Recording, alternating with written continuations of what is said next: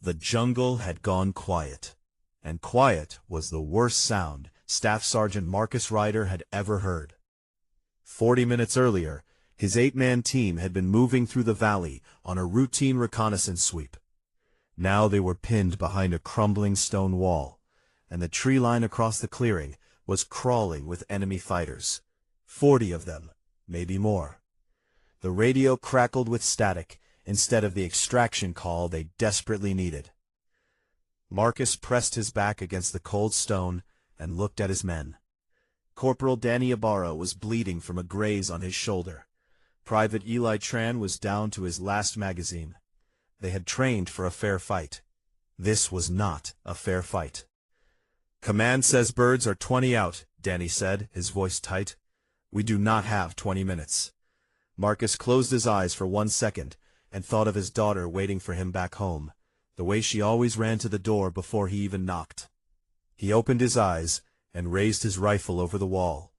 That was when the first enemy fighter on the ridge simply dropped. No sound reached them at first, just the sight of a man collapsing mid-stride, weapon falling from his hands. Then another fighter fell, and another, each one crumpling before his team even registered the gunfire.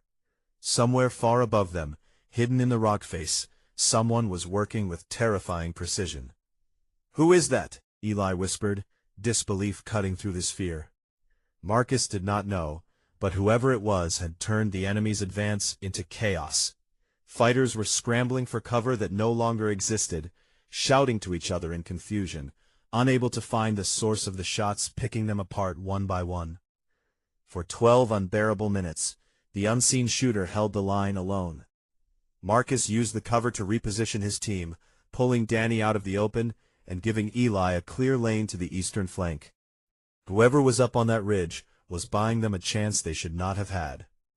When the helicopters finally roared over the valley, the remaining fighters broke and scattered into the trees. Marcus stood slowly, his ears ringing, and stared up at the rocky outcrop where the shots had come from.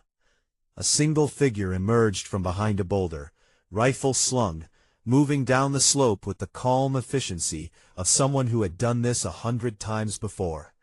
She pulled off her cover hood as she reached the clearing, and Marcus felt the breath leave his chest. It was Corporal Renata Vance, the quiet logistics specialist who had joined his forward base 3 months earlier. The woman who filed his supply requests and rarely said more than "good morning." The woman everyone assumed had never seen real combat. "You are the logistics officer," Marcus said, still trying to process what he had witnessed. "I was a logistics officer," Renata said quietly. "Before that, I was something else. It is not something I talk about." Later that night, back at the forward base, Marcus found her sitting alone outside the medical tent, cleaning her rifle by lamplight. He sat down across from her without a word. "6 years ago, I was part of a program that does not officially exist," she finally said. "Overwatch and precision support for units that needed eyes nobody else could provide. I was good at it. Too good. After my 3rd deployment, I asked to be reassigned to something quieter. I told myself I was done." "Why hide it?" Marcus asked.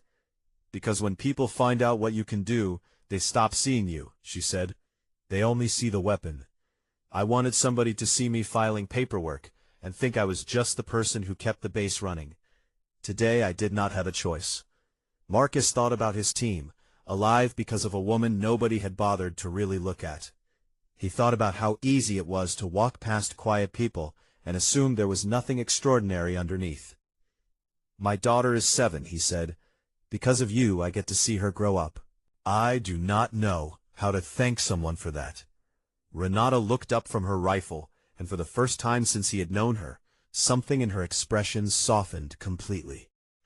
"You already did," she said. "You looked at me and did not just see the weapon." 3 weeks later, when Marcus's unit rotated out, the entire base lined up to see them off. Renata stood near the back, out of habit, trying to stay unseen. But one by one, the men she had saved broke formation and walked over to shake her hand, and for the first time in years, she let herself be seen, standing among the people she had protected. Some of the strongest people, carry the heaviest stories in silence, not because they are ashamed, but because they are waiting for someone to finally notice them for who they really are. And sometimes, the person who saves you is the one you walked past every single day without ever truly looking. If this story moved you, take a moment to like this video, leave a comment sharing your thoughts, and subscribe for more powerful stories of quiet heroism.